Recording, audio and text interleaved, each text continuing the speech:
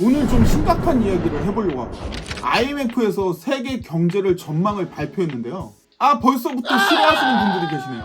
또 어려운 경제 이야기 하려고 하나 그러시겠죠. 근데 잠깐만요. 제가 오늘 정말 쉽게 설명을 한번 해보도록 할게요. 여러분 옆집 이야기 듣는다고 생각하시면 돼요. 제가 얼마 전에 시장에 갔는데요.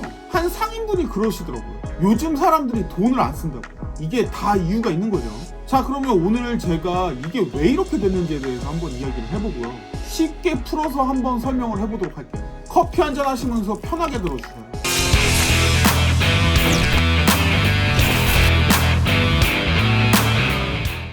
안녕하십니까. 일단 미국부터 한번 이야기를 해볼게요. 여러분들 진짜 웃긴 게 있거든요. 작년에는 다들 미국 경제 큰일 났다, 불황이 온다, 난리가 났었잖아요. 근데 지금 보세요. 완전히 반전 드라마 찍고 있습니다. 실업률이요 3.7%예요. 이게 무슨 의미인지 아세요? 우리나라로 치면요, 취업 준비생들이요 원하는 회사 골라서 갈 수 있는 상황이에요.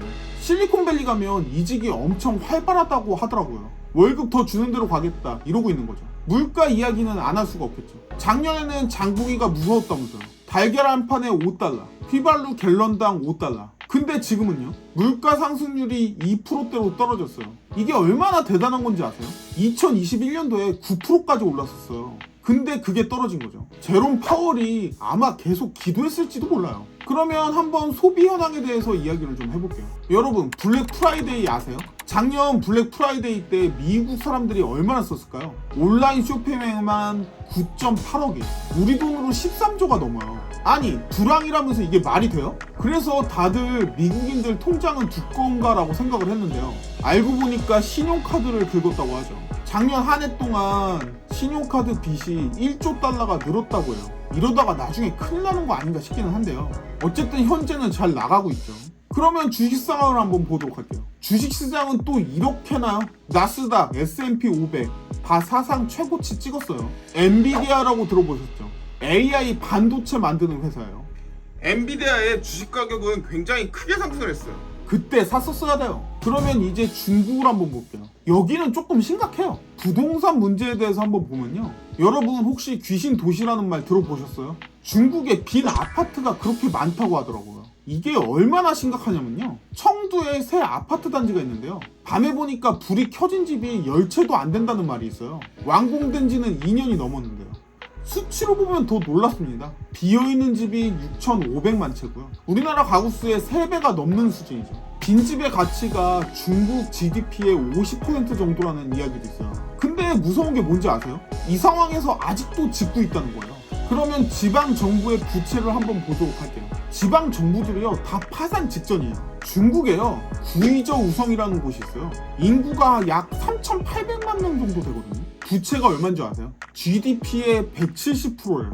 이게 무슨 뜻이냐면요, 월급 300만 원 받는 사람이요 빚을 5억을 진 거랑 비슷해요. 이자만 갚으려도 난리 나는 거죠. 이제는 청년 실업 문제를 한번 볼게요. 젊은 사람들 문제는 또 어떻고요? 청년 실업률이 21%래요. 5명 중에 1명이 일자리가 없는 거예요. 그래서 중국 젊은이들 사이에서는 요즘에 이런 말이 많다고 해요. 아무것도 안 하고 그냥 누워있기, 다 포기하기, 최소한만 하고 살기. 이거 우리나라 M4 세대가 생각이 나거든요. 자, 그럼 유럽 이야기 한번 해볼게요. 여기도 한숨이 나와요. 일단 독일의 추락이에요. 여러분들 독일하면 뭐가 생각나세요? 자동차? 맥주? 소세지요? 전 개인적으로 맥주가 제일 좋긴 한데요. 근데 요즘에 독일에서 계속 안 좋은 소식이 들려와요. 특히 제조업이 문제거든요. 구체적으로 보면요, 작년 제조업 생산이 마이너스 3%고요. 올해도 마이너스 0.4% 예상을 한다고 해요.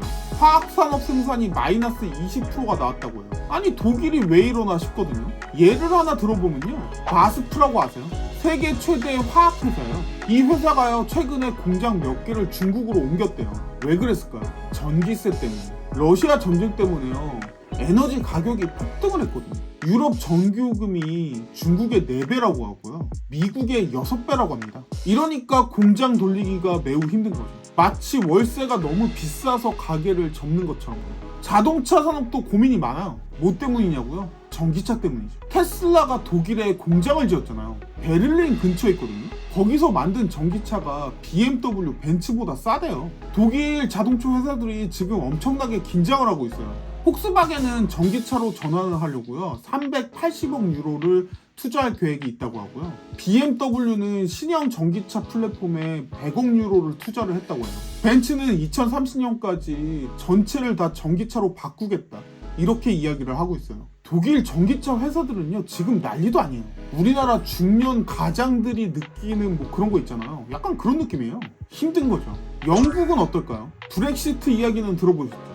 영국이 EU를 탈퇴하면서요, 우리는 독자적으로 한번 잘 살아보겠다, 이렇게 이야기를 한 거잖아요. 근데 지금 결과는 어떤지 아시죠? 물가 상승률은 아직도 4%가 넘습니다. 런던 집값은 폭락을 했고요. 파운드화의 가치는 계속 떨어지고 있어요. 브렉시트하고 3년이 지났는데요, 좋아진 건 아무것도 없다고 해요. 나빠지기만 한 거죠. 자, 이제 가슴 아픈 이야기를 좀 해봐야 될 것 같은데요. 신흥국들, 특히 가난한 나라들 이야기예요. 이자가요, 미친 듯이 늘어났어요. 여러분 빚 내본 적 있으세요? 그런데 이자율이 갑자기 3배로 늘었다고 생각을 해보세요. 어떨 것 같아요? 지금 개발도상국들이 그런 상황이에요. 2년 전에 이자율이 2에서 4%였거든요. 지금 이자율이 8에서 12%예요. 이게 무슨 의미냐면요, 예를 들어서 1억을 벌었다고 하면요, 이자만 1,200만 원을 내야 되는 거예요. 거기다 다 달러로 갚아야 되는데요, 자꾸 통화의 가치는 떨어지고 있죠. 거기다 또 더 큰 문제가 하나 더 있어요. 바로 기후변화예요. 파키스탄 농부 이야기를 하나 들려드릴게요. 20년 동안 농사를 지었는데 작년에 홍수가 나서 다 떠내려갔다고 해요. 올해는 가뭄이 와서 농사도 못 지었고요. 인도네시아는 또 어떻죠? 자카르타가 물에 잠기고 있어요. 그래서 수도를 아예 다른 데로 옮긴다고 해요. 상상이 되시나요?